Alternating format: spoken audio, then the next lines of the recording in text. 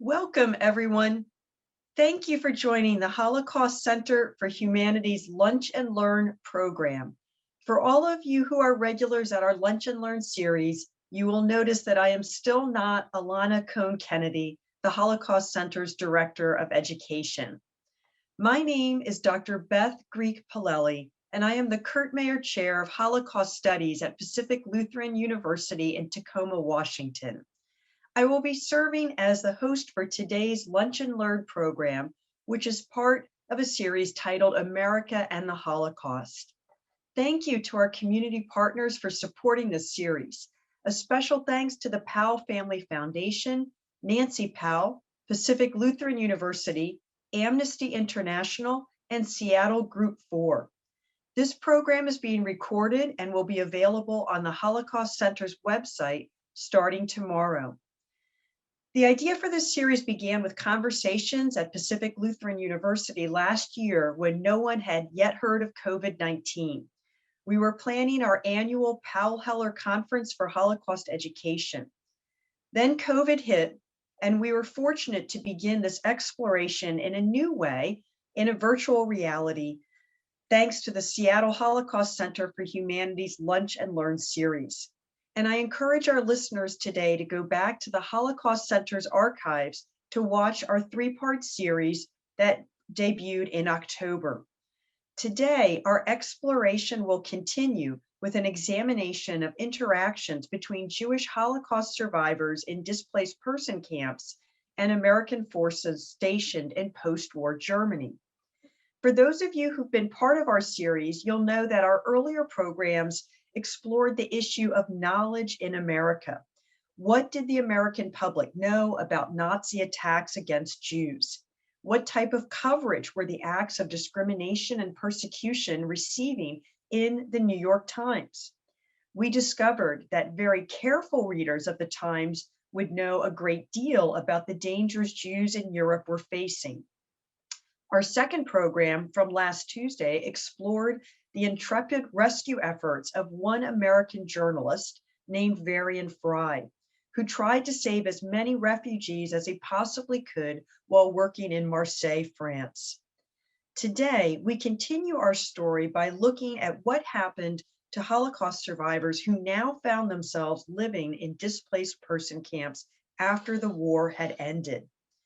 For our local participants related to today's talk, you might recognize the name of one of the founders of the Seattle Holocaust Center for Humanity. Her name was Magda Shalom. Magda, born in 1922 in Hungary, survived Auschwitz, Plaszow slave labor camp, as well as Muldorf camp. It was at Muldorf where Magda met her future husband, Isaac, pictured here on the screen. Isaac was from Greece. Towards the end of the war, Magda was put on a cattle car with other slave laborers, and the intent was to murder the inmates. Thankfully, the Allied servicemen liberated the prisoners from the cattle car. Magda then found herself in a displaced persons camp in Germany called Feldafing, where she was reunited once again with Isaac. Communication was difficult. Between the two of them, they spoke approximately 8 languages, but none of those languages were in common. Despite the odds, they fell in love, married, and they stayed in Feldafing displaced person camp for 6 years. When finally, after marrying and having 2 children, they made it to Seattle, and ultimately the family settled on Mercer Island. So just a little bit of kind of local connections here. Today's speaker is Dr. Kierra Crago-Schneider, and she is the Campus Outreach Officer in the National Academic Programs Division of the Jack, Joseph, and Morton Mandel Center for Advanced Holocaust Studies at the United States Holocaust Memorial Museum. Clearly, that is a super duper long title. She received her PhD from UCLA, completing her dissertation titled Jewish Shtetls in Post-War Germany, an analysis of interactions among Jewish displaced persons, Germans and Americans between 1945 and 1957 in Bavaria. She is the author of numerous articles appearing in leading scholarly journals such as Yad Vashem Studies, the Holocaust and Genocide Studies Journal, and she also has a chapter in an edited collection titled The Joint Distribution Committee, 100 Years of Jewish History, which appeared in 2019. Dr. Crago-Schneider will respond to questions, but please use the Q&A feature at the bottom of your screen to type your questions in at any time. Today, I get to tap into my inner Oprah because I get to interview Kierra. So thank you so much, Kierra, for joining us, and let's get going. Thank you for the introduction, Beth. Before we really jump in, I'd like to begin by thanking Professor Beth Greek-Polelli and the Seattle Holocaust Center for Humanity, as well as Richard Green, who you will not see on the screen, but is actually controlling everything to make this discussion possible today. So thank you so much for the opportunity to speak with you and the audience today about a topic that I am really passionate about. All right, Kierra, well, I know that you're passionate about this topic, and let's leap in because I think you've got a wealth of information. Why don't we start with kind of the beginning of this, and that is, we know that the United States doesn't enter officially the war until 1941. Can you tell us the types of interactions that US troops had with the Holocaust?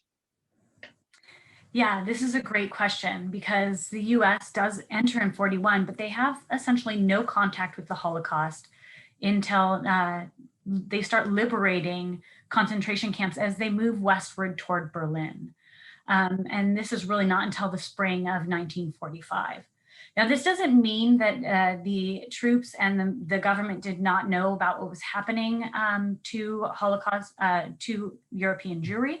As Beth just pointed out, the first lecture in this series really talked about what information was accessible to Americans.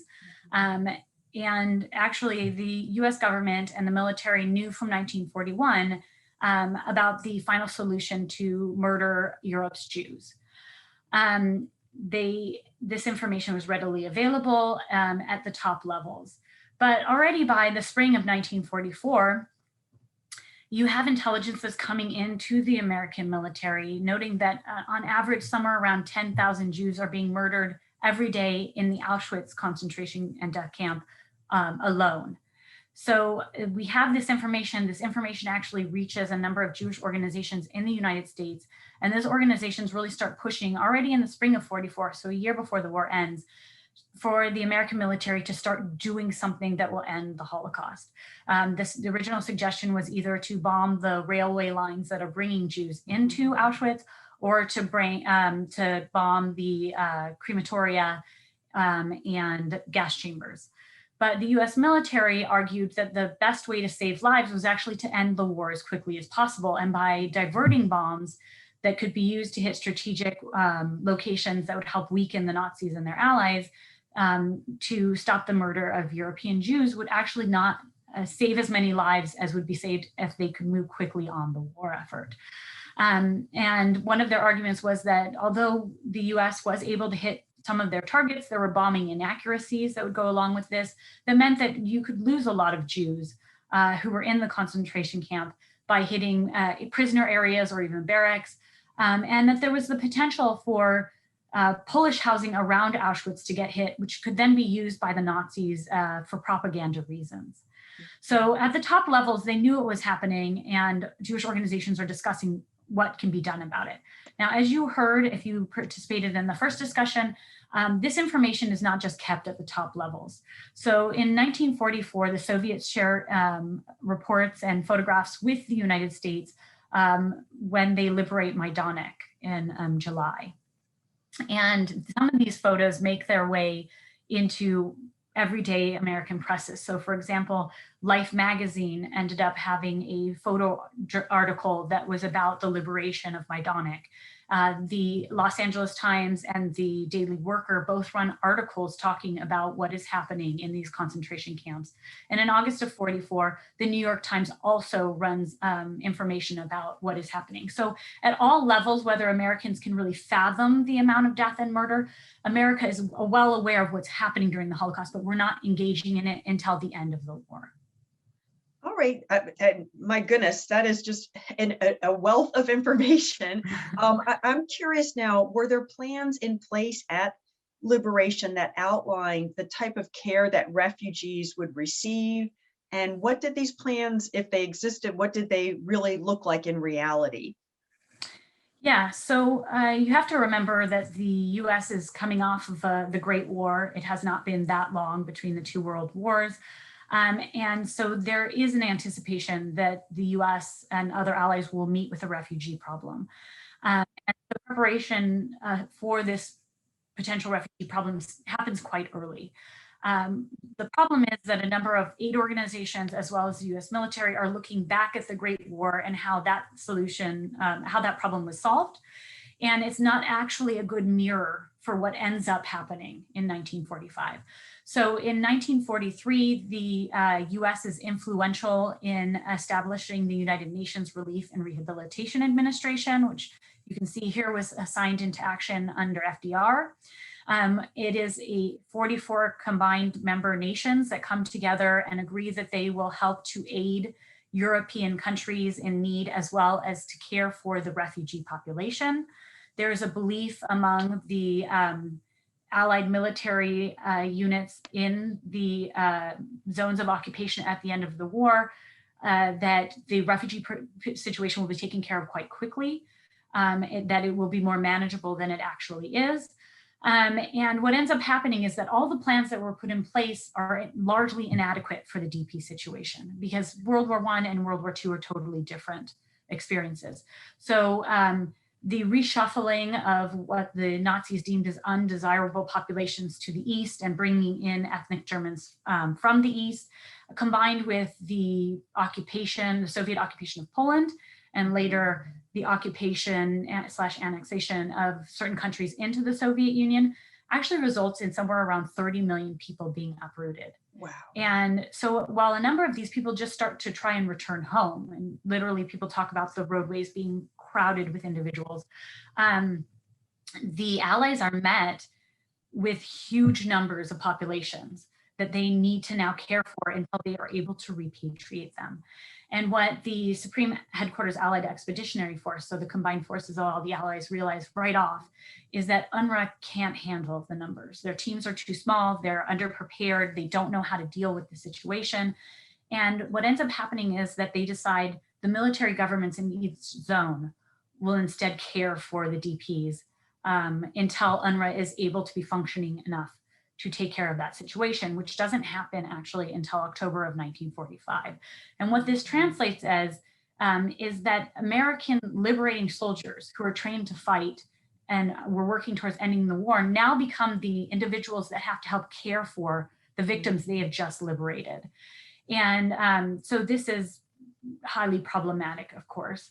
In October of 1945, UNRWA is able to start caring for the DPs they find under their control, providing medical facilities and doctors who can help care for these individuals. But in the meantime, it's largely a US-run operation. Just really quickly, this is the breakdown of the individuals who qualified as UN DPs, which is a special categorization. It removed the individual with this title from the refugee population and guaranteed them certain rights and rations under the United Nations. Now, what people had anticipated was that the military government working with UNRWA would be able to resettle all of these individuals. There was a belief across the board that everyone would want to go home to their home countries. It didn't make any sense that they'd want to stay elsewhere. Right. And in many respects, the US and UNRWA are actually very successful at resettling individuals. So in Germany, there are somewhere around 8 million refugees at the end of the war. And between May 1945 and December 1945, 7 million of these individuals are repatriated back to their homes. Wow. However, there is a lingering population of 1 million individuals who refuse to return home. And many of these individuals, in fact, the majority, come from countries that are now part of the Soviet Union or have elected communist governments. And they argue that if they go back, their lives will be at risk. But in addition to this, you have somewhere around 5,000 Jews who've now been liberated on German soil who joined that last million. And those individuals, scholars estimate that somewhere around 2/3 of the Jewish population attempted to return home. And this is a huge number. Those that were able to go left immediately. But what they found when they returned, especially in the East, was extreme anti-Semitism, even violent anti-Semitism that on occasion resulted in the murder of Holocaust survivors. And so one of history's greatest ironies, Jews start to flow back into Germany because Germany becomes a safe haven for the people that the Germans had attempted to annihilate during the Holocaust. And so we have this last million that cannot be resettled and have no option but to remain under American control. Well, so again, Kierra, maybe let's kind of look back a little bit to how those U.S. forces, you mentioned that, that UNRWA couldn't handle the load, and we have American, trained soldiers who are now the caregivers. Can you talk about how the U.S. forces initially responded to Holocaust survivors that they met at liberation? Yeah, and before I really jump into that, because it's a really important conversation, I do want to mention something about the DP population, especially the Jewish Holocaust survivors that are liberated in Germany. So as I mentioned, you have 8 million refugees that are in Germany that have been brought there as forced laborers, they were political prisoners, whatever the reason was, they ended up in Germany. Of that number, 90,000 are Holocaust survivors. Wow. Which is a significantly small number when you really think about it.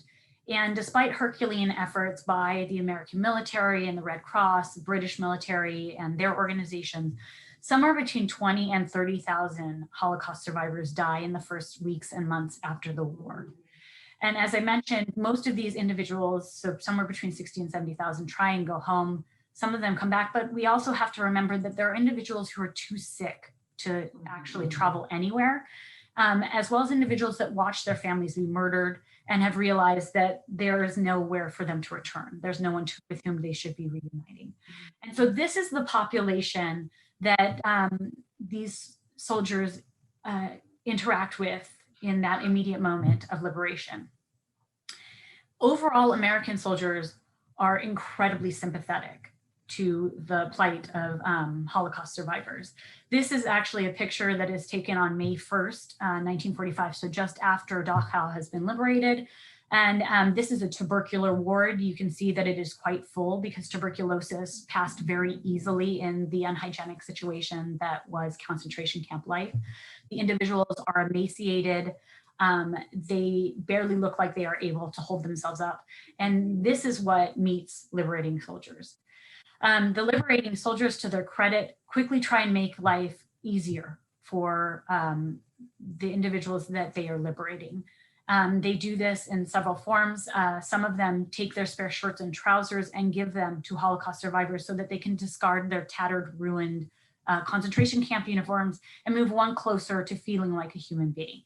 Others provide chocolate to these survivors. And I'm sure everyone's very familiar with the stories about overfeeding survivors.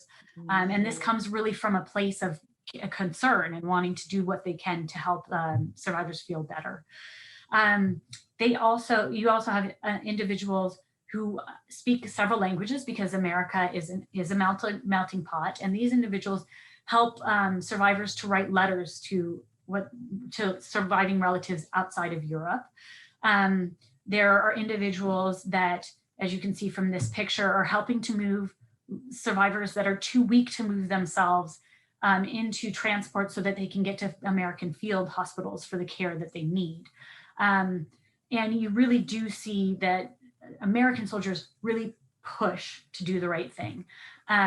They gather together those healthy enough to leave the sites of their former incarceration to move to other places so that they can separate themselves from their war experiences And at times, soldiers would just step in to hold the plasma bottle that was necessary to get the nutrients and blood platelets and everything else into these desperate survivor systems.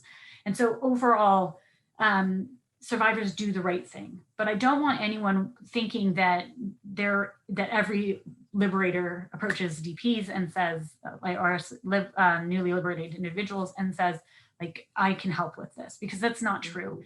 And we have to keep in mind that the United States in the pre-war, war, and post-war period has its own share of anti-Semitism. Jews are prevented from joining country clubs, living in certain neighborhoods, using private pools, going to universities. And this anti-Semitism comes with many troops. And for some of the liberating troops, it's hard to imagine that the person in front of them is a victim, let alone a human being. They can't get beyond the appearance of these emaciated individuals. They also have a hard time reconciling the Germans that live outside of the camps that are healthy and polite and clean with the refugees who have been so badly abused by the Nazis. So you do hear accounts from the period where soldiers are grumbling about the fact that they have to deal with these animals. And this is not just at the soldier, like the standard issue, private or anything like that. It's happening at all levels of the military. And so I want to just tell you very briefly about General George S. Patton Jr. I'm sure that everyone is familiar with him and knows that he is considered a great American hero who helped to end the Second World War. But what few people know about him is that he actually was a raging anti-Semite. And so he argued that the DPs overall, mainly because of their state, weren't even human, and that in this categorization, the Jews are even lower than animals. And the reason that I point this out, and I think it's really important, is because he's in control of the DP population in southern Bavaria. And his policies actually reflect his anti-Semitism.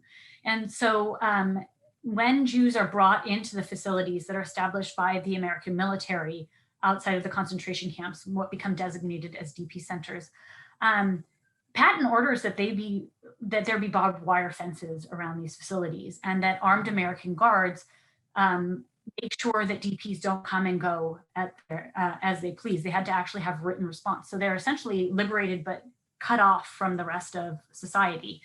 And Harrison argues that this is important because if let loose, the Jewish DPs will act as a locust on the German countryside, that they will really be a menace, that they can't be trusted on their own, and that in the end, several Jews, but also Germans will die. And so it's better to keep them contained behind guard to protect the German society. And I think that I can't stress how important this moment is, because in that moment, Patton's more concerned about the enemy and their well-being at the hands of the Jews than the Jews who have barely survived what the Nazis did against them in Germany's name. Oh my goodness. I think it can make you very cynical, right? When you really begin to do that type of research. I guess related to that, Kierra, as a follow-up, what efforts did the US troops and the Allied governments in control of each of those zones of occupation that you mentioned make to care for displaced persons? And then, within that question, can you pay special attention to the treatment of Jewish survivors? You've already kind of touched on this with Patton and the idea of, re-enclosing them in barbed wire fencing and armed guard. And again, kind of this insensitivity to what the survivors have actually survived. Yeah, so I think before I jump into this, because I think this is a really vital moment in American interactions with Holocaust survivors, but before I jump in, I think it's important to remind everyone that Germany is in a state of total chaos, that air raid bombing took out a number of facilities across Germany, especially in the Munich area, and that you have apartment buildings that people continue to live in that don't have walls on one side or that don't have a roof, that people are being forced to move in with other families because there's not enough housing. And into this, you now have to add the displaced persons that need to be cared for and they need to be housed. And you can't continue to house them in the concentration camps because, the besides the fact that they are disease-ridden and places of horror, it would be very traumatic to continue to have these individuals in these locations. So instead, the US starts to identify locations that are big enough to house these DP populations. This is an image of Landsberg. It was a Nazi barrack at one point. So it has rows of bedding such as this one, and this is obviously from a different camp, but you can see that it's rows of beds that individuals could use because that's what's available. You also have facilities that are set up in Hitler Youth summer camps. This is one, for example. You can tell the building doesn't look all that great. And you also have housing that is created out of facilities that had been made for workers from abroad that come into Germany to help with the war effort. So this is the case with the Fürstenwald Displaced Persons Camp. It's a series of villa-type houses that can accommodate large numbers of people. But despite the fact that these facilities are large, they're not large enough for the DP population. So a facility like Landsberg that is made to house 2,000 people usually has between 4,000 and 6,000 people. So there's extreme overcrowding. And what that means is that every available facility is being used. So this is basically a shack that is used to house people. People are held in barns and in stables just so that they can have a little bit of room. Basically what the US military decided was that if every DP received 30 square feet of living space, they were adequately taken care of. They also decided that every DP received the same rations, the same medical care, the same everything across the board, regardless of their war experience. So you had this overcrowding, you had a lack of food, a number of different things are happening that are, you can imagine, detrimental to individuals who had been victims of National Socialism. This is an image of a bathroom that was from one of the barracks locations that was meant to just be enough for men, probably 10 officers, but actually 2 families are using this one bathroom. So there's extreme sanitation issues that are happening in the camps, which are actually kind of worrisome to the Americans because they don't want dysentery and other such things to happen. One thing that's really important about these facilities is that they're called mixed camps. That's the name that is used for them. And what I meant by that is that people are not housed by their war experiences. They're housed by their former nationality. And this is incredibly problematic for the Jews because they were stripped of their citizenship. They consider themselves stateless, but the US military and the British military insist on housing them based on the countries where they came from. Right. And this means that they are actually living in facilities side by side with people who hold to extreme anti-Semitism. Because the war ended doesn't mean that you wake up the next morning and you like Jews anymore. Right. So that's one problem. Another problem is that the system for filtering out people is not great. And so sometimes Jews recognize that they are living with former capos or collaborators, basically individuals who have taken off their uniforms, put on tattered rags, and now claim that they are also victims of the Nazis. And so there's a very real fear among Holocaust survivors that they could die at the hands of their fellow DPs. And other DP groups are creating communities, but those communities largely exclude Jews because there's been so many years of propaganda about the Jew being an other in society that they're not ever thought about as former brethren. And I don't want anyone thinking that Jewish DPs didn't have agency and didn't fight for what was important to them. In fact, as they were being liberated, they're asking the US and British military to recognize them as Jews, to recognize that they need to be separated from the rest of the DP population. And they're doing this because they're citing, not incorrectly, that their situation is drastically different. Their time in captivity or being incarcerated is much longer than that of a forced laborer. It's a very different situation than that of even a political prisoner. And the fact that they were all slated to be murdered meant that their treatment was often much harsher, because if they died in the process of being abused or in the process of work, it still met an end goal for the Nazis. And so they really pushed to immediately be recognized, but the British and American militaries argued that they wouldn't recognize the Jews as a separate group or segregate them from the rest of the population, because basically it was doing what the Nazis had done to them before. They couldn't see that this was a totally different situation and one that was welcomed by the Jews.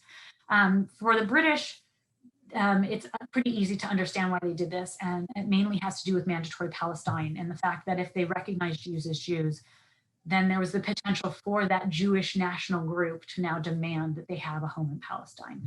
But this situation essentially persists through August of 1945. So in those monumental first months, DPs continue to fear for their lives.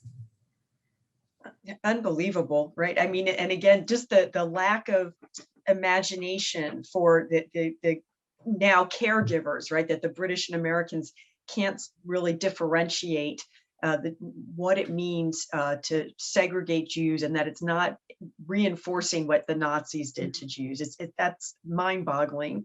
Well, kind of related to that, then, what happened that forced the U.S. to rethink and change their policies regarding the care and the housing of Jewish DPs? Yeah, this is actually a great question. So what ends up happening is that soldiers communicate with their families. And we have to remember we had Jewish troops that helped to liberate. Some of those Jewish troops are actually individuals who had fled from the Nazis, had family members still over in Europe, and we're seeing that how these family members were being treated. And these soldiers wrote letters home. They wrote them home to their parents. They wrote them as op-ed pieces in their synagogue newsletters. And word started to circulate that Americans weren't treating the victims of National Socialism in a manner that was fitting for their needs. And these reports started to trickle up, and they ended up reaching Henry Morgenthau Jr., who is a Secretary of Treasury in Roosevelt and Truman's cabinets, and is the only Jew in the cabinets at that time. And so Morgenthau starts to work really quickly with the War Refugee Board to convince Truman and to convince the State Department that some kind of evaluation needs to be done, right? We have, these reports are true. It's not looking good for the Americans. So June 22nd, 1945, Truman writes to Earl G. Harrison, who until 1944 had been a member of the Intergovernmental Committee on Refugees, and asks him to lead a commission in Germany and Austria who would go through the DP centers to evaluate the care for DPs, but paying special attention to stateless and Jewish individuals, who oftentimes were actually the same individuals. And so Truman ends up going to Europe with this small commission, and he visits 30 different camps. He's actually directed off of his itinerary by some of the people on the ground to visit the worst camps that have the highest Jewish populations. And before he's even done touring all of the centers, he telegraphs back to Morgenthau, and he says, as matters now stand, everything that you've been hearing is correct. And so he ends up writing what becomes a really famous report that is named after him. It's called the Harrison Report. And in August of 1945, he takes the Harrison Report personally to Truman in the hopes that Truman will make changes immediately to the care and control of DPs. And the report doesn't become live for a month, which gives Truman and later Eisenhower enough time to make some of these drastic changes in advance of the release of the report. And Harrison actually had a number of suggestions that are immediately followed by the American military. So when in his report, he states that the Jews have to be recognized as Jews, that they have to be segregated into Jews-only camps for their welfare and their state of mind. He wrote that, I mean, his report is really fascinating. And as you saw from the last slide, he discusses the conditions of these DPs, but he basically says, you know, they're idle. They have nothing that they can do because they're kept behind barbed wire. They can't communicate. They can't find family. They're continuing to be treated as prisoners. And he actually says they're liberated, but they're not free. And so this is where that statement comes from. Already we're 4 months after the end of the war, and this report comes out saying we need to make changes immediately on the ground. We have to acknowledge that Jews suffered a different fate from other DPs because they were Jews. So they need to get higher rations. They have to have Jews-only medical facilities.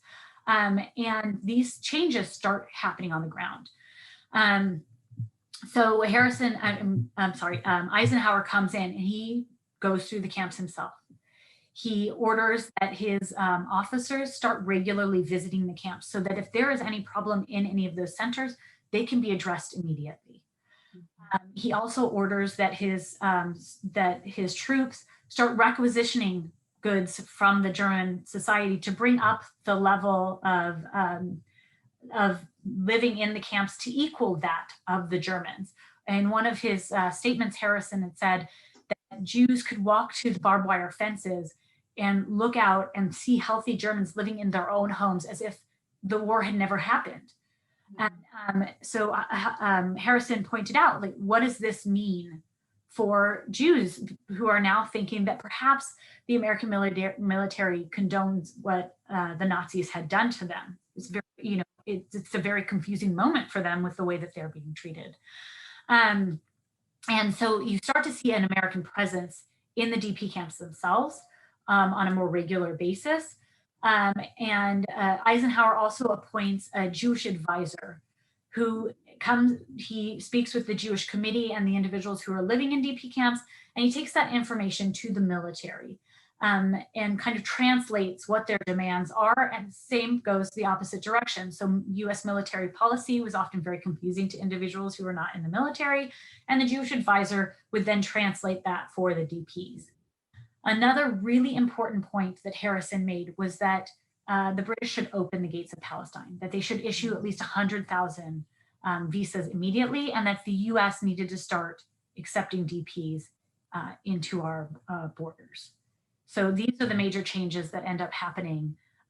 It takes 3 years for the US and for the situation in Palestine to change, but at least the living situation for the DPs has drastically improved to a place where they can start healing themselves. And I must say, I'm shocked when you say that a government representative wrote a report and that changes actually occurred. So Yeah. I guess I've become cynical as I grow older. So that was actually quite fascinating and made me feel pretty good that, wow, he made suggestions and they actually did them. So Yeah. Kudos, right? It's Well, a big moment. Can you also elaborate on what was life like then for Jews in these Jews-only centers? And I can see that some of our Q&A attendee people have also said, what was the role of religion and rabbinic leadership? And I don't know if you can kind of elaborate on some of that, but if you could share some of that with us, that would be much appreciated. Yeah, definitely. So life in Jewish DP centers or in Jews-only DP centers mirrors some semblance of pre-war life. There is a move to create community, to reintroduce religious practices, even though they had very few children, to provide both religious and secular education for children that are living in the camp. So there are all of these changes that are happening. One of the first things that happens is marriage. Marriage, you have to remember, these individuals, the genders are separated in most of their experiences during the Holocaust, and their entire families have been annihilated. So one of the first desires is to recreate some family. And so you had marriages that could be like the example that Beth shared earlier, where the husband and wife knew each other for 6 weeks, they had no common language and they married. But it could also be just a matter of hours. You meet someone and you immediately start planning for the wedding.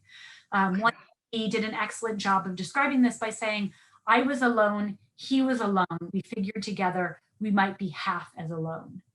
And a lot of scholars, when they write about these quick marriages, call them Hitler marriages because they come out of the necessity to rebuild families.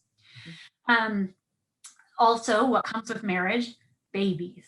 So you have a ton of babies, and Jewish DPs are incredibly proud of the babies that are produced in the DP camps. Every single baby is celebrated.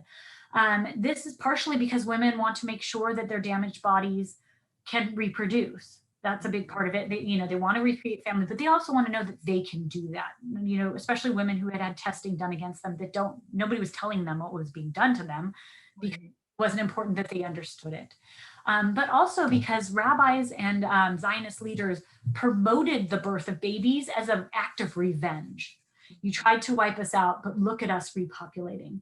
And in another of history's greatest ironies, post-war Germany actually has the highest birth rate for Jewish babies of any country after its defeat. So there are a lot of babies that are being born.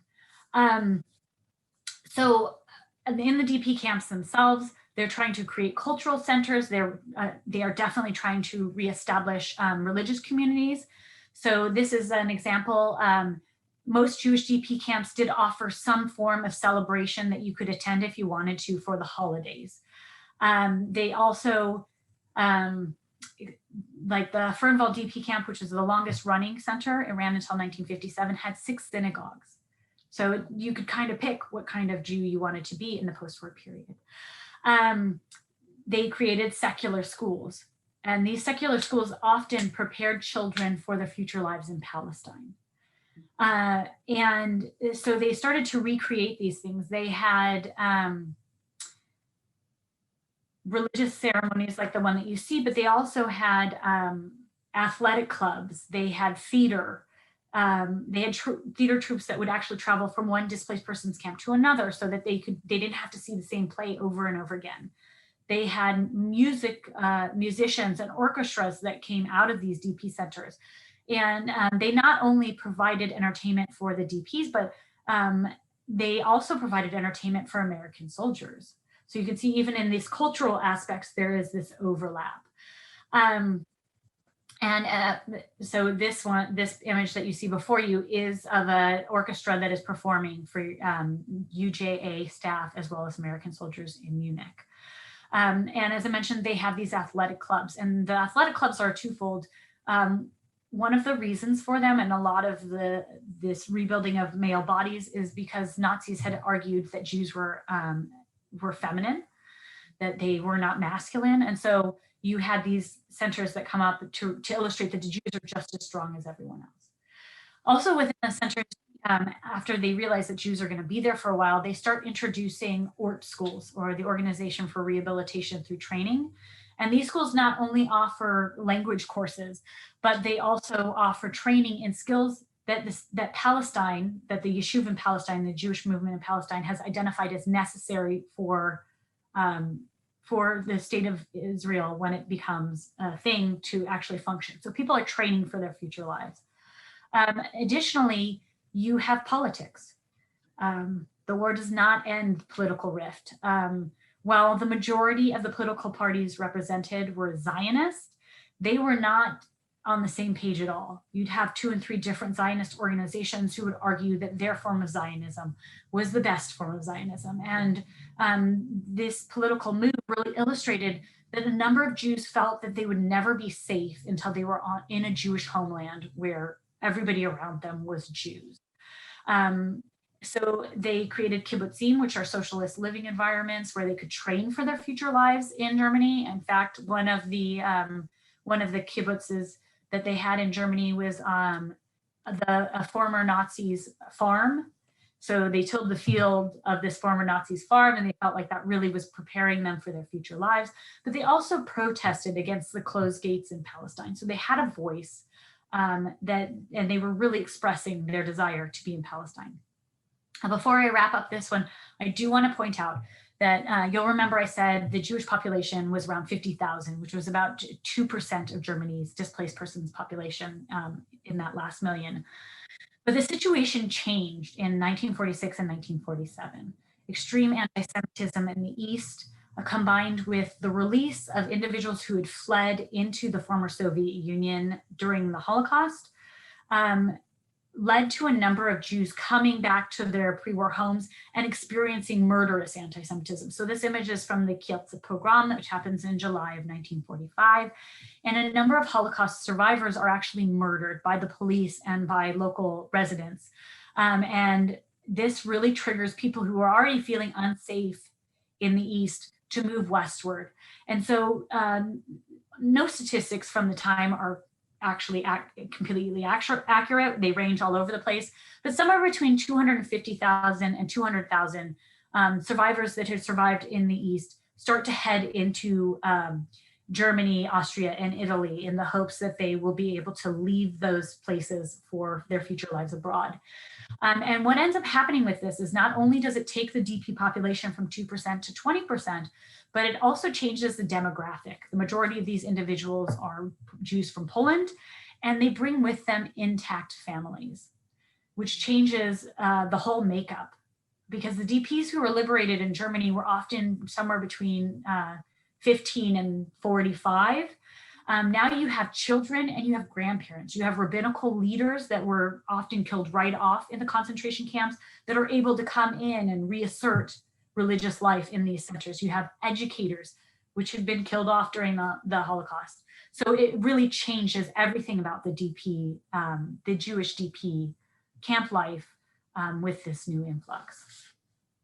I think I'm looking at some of the questions, and thankfully you're such a knowledgeable scholar that many of the questions that are rolling in from our audience you've kind of been able to respond to. Can I also just raise the issue about immigration opportunities? Yes. Can you talk a little bit about what countries willingly took Holocaust survivors in? How does the U.S. government and its population respond to requests to increase the U.S. visas to the states? And I think that'll touch that. We had a person that also wanted to know about British leadership and their policies regarding Jewish DP. So maybe we can kind of fold some of that information into that question as well. Okay, so I will start with British policies. Okay. Because I don't want to forget that question has come in. Okay. So British policies were very different actually from American policies, especially after the Harrison report. So initially the British don't recognize, as I mentioned, the Jews as Jewish groups. And they have one center that is known as Bergen-Belsen because it is a center located with the majority population that was liberated from Bergen-Belsen that houses the majority of Jews. And what actually ends up happening is that in order to make Jews-only centers in the beginning, Jews are helping to facilitate the move of individuals who are not Jews out of Bergen-Belsen, so that they can, and then moving Jews in from other facilities into Bergen-Belsen. But the British, of course, do not want to increase the Jewish population in Palestine, so they really refuse to acknowledge that Jews are their own group. They don't like Jews organizing into groups. So the Americans have the Central Committee of Liberated Jews in Germany in the American zone. The British actually have something like this, but it takes much longer for the British to actually acknowledge that group as representation for Holocaust survivors. Additionally, the British zone closes almost immediately after the end of the war. They will not allow new arrivals to come in. And this changes, this makes it so that the majority of infiltrees, as they were known, that come in 46 and 47, they're forced into the American zone. They prefer the American zone because the Americans are actually promoting the potential to settle in Palestine. But the majority of that population flows in there because the British are closed. So the population they meet at the end of the war is the population that they have. So they still provide care, and there are Jewish aid organizations that come from the UK to deal with and interact with displaced persons. But the general treatment for those Jewish DPs is the same as all other DPs in the UK. And there is a pretty hard push for people to resettle because they don't want there to be individuals who want to end up in Palestine and actually have a claim to that. Now, to answer the overall question about immigration opportunities, there really aren't any for DPs in the first 3 years. This is because it takes until the creation of the state of Israel for Jews to come in large numbers to what had been Palestine and now is Israel. And the Americans don't want to welcome any more refugees. So Congress is constantly pushed, especially after the Harrison report by Truman, to make changes to our immigration policies, which are very, very narrow. In 1924, with the Johnson-Reed Act, the quota numbers go down drastically. They favor the East, they favor the West over the East because they believe that you basically get the dregs of society from Eastern and Southern Europe, and they're really tight. And so what ends up happening is that Truman is pushing Congress. Congress is totally inactive. They're unwilling to do anything. And so Truman, on December 22nd, 1945, introduces what is known as the Truman Directive, which is an executive order to the State Department saying that they need to favor applications from refugees in the American zone. And while Truman does this, the American people are more on the side of Congress than they are on the side of refugees. What I mean by this is that somewhere around 37% of the American population wants to further limit the number of people who are coming in. 32% say that we can keep it at the same numbers, which, as I said, are drastically limited. And 14% say that we should close our borders completely. They don't want to welcome anyone in. And so what ends up happening is that Truman encourages the State Department to give preference to these individuals. And he really pushes for widows and orphans to come in, because that's a more palatable population for the American. There's not a threat of competition that there would be if it was a number of men coming in. But because of the way that the immigration quotas are set up, very few Jews from the East can come in under the existing quotas. So between December of 45 and basically May of 47, somewhere around 22,000 visas are issued, and 2/3 of them do go to Jews. But when you think about that breakdown and the fact that there are somewhere around 250,000 Jews under American control in Europe, the fact that 15 or 16,000 come in the first 2 years is minuscule. Additionally, as I mentioned, the British don't want to expand their immigration numbers at all. So they have very tight policies. This doesn't mean that Jews aren't making it to Palestine. They are coming illegally on a movement called the Bricha, or escape. So again, the numbers vary drastically about how many actually made it in. Some people say 69,000, some people say 200,000. And we just don't really have a good grasp about that. In the first year after the war, a number of the people who came illegally to Palestine are allowed into Palestine. This changes after that first year when the British really crack down, and they start interning these refugees in concentration camps in Cyprus, where 28,000 of them still remained at the end of the war. Now, as I mentioned, it's in 48 that change happens, and that is because of the creation of the State of Israel, but also because once the US realized that the majority of those people were going to be taken by Israel, Congress decided to expand our numbers. And so in 48, just a month after the creation of the State of Israel, the US introduces the Displaced Persons Act. And the DP Act allows for refugees to come in on visas that are mortgaged from the future. So Congress says that they will allow 50% of future visas to be used in 48. So somewhere around 200,000 people can come in.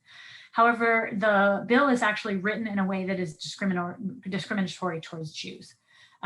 They require that those people be in the American zone, and there are, of course, Jews that are living outside the American zone, but also that they had reached the American zone by December 22nd, 1945, which totally excludes the 200,000 Jews who come in from the East. Thankfully, in 1950, they end up changing the policy, taking away the location and the timing, and that allows somewhere around 80,000 Jews to come into the United States under the DP Act. My goodness. And I can see in our Q&A, I kind of want to work in some more questions from the folks typing in, because you have really sparked, a ton of interest. There are lots of people typing in. One person wants to know about, well, several people want to know about mental health support for Jewish DPs. And I don't know if you can speak directly to that. So why don't we, let's take, I'm going to try to group some of the questions that have rolled in the interest of time here. And let's talk about, was there, psychologists, were there social workers, who's going into these DP camps, or did they send these types of individuals in? Now, this is a fascinating question. So we have to remember that the Second World War ends 35 years before we've even diagnosed post-traumatic stress disorder as a mental disorder. So a lot of the extreme reactions that are illustrated by Holocaust survivors are written up as battle fatigue or, as something that will actually take care of itself. And so there are some attempts at mental health for younger people, but in the larger DP camps themselves, there aren't a lot of people on the ground who are trying to help DPs to process their trauma. And actually, you hear a lot from American Jewish Joint Distribution Committee workers that they don't understand why the Jews continue to act out plays that illustrate their removal from German society into ghettos, or that the orchestra that you saw, they were obviously wearing replicas of concentration camp garb. Why are they continuing to relive these experiences? And the reason is that these Jews are trying to process their trauma. They don't really have an outlet, but they're being told from the individuals caring for them, we hear your story, but we don't need to dwell on it. Actually, what you need to do is move on, because that's what shell shock soldiers were told to do, move on. So there actually isn't a lot of mental help for survivors. And that continues even with restitution. It's very, very hard for DPs to illustrate that they have mental trauma caused by their war experiences that the Germans will recognize as an actual outcome of their Holocaust experience. I mean, it really is fascinating to think about, how it's a good reminder of how slowly issues dealing with mental health and trauma had made this type of a lack of progress at this point in time. And how many survivors say, well, no one really wanted to hear my story. They say it was war, everyone suffered, just move on, right? Mm-hmm. Just forget about it. And of course, we have such a different approach today about you need to talk, you need to kind of explore this. I had another question that came in that was interested about marriages between survivors and GIs. And that came in from a person that said, well, my mother and one of her sisters survived Auschwitz and became war brides. And you showed us that very moving picture of an American soldier who had adopted a 19-year-old Jewish young man that was a survivor. Can you talk a little bit about that as well, Kierra? Yeah, actually, before I do that, I'm going to pitch the work of a colleague and good friend of mine. Her name is Robin Judge. She's at The Ohio State, and she's actually working on war brides, and her work is quite fascinating.